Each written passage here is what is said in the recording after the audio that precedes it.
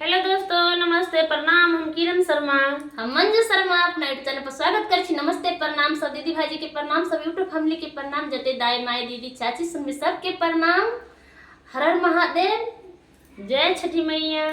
और हम दोनों देवरानी जेठानी जा रहे छी बहुत प्यारा से बहुत दर्दनायक छठी मैया के गीत गावा सब जरूर दर्दनायक गीत जरूर कमेंट करके बताएं किनका सबके गीत पसंद लागल, निक लागल और प्यारा से बात देबो कि नहीं भूलब। और जे नया दीदी भैया जुड़ल जे चैनल के सब्सक्राइब कर लेब और दूसरा के सुनावे के मन है त अहाँ सब शेयर कर देब हमरा सबके गीत के। बहुत प्यारा से गीत छै, बहुत दर्दनायक गीत। देखिए एक बाजिन के एकटा बच्चा नहीं जिनका होय छै, एकटा बालक नहीं रहे छै त कते कष्ट सह पड़े छै।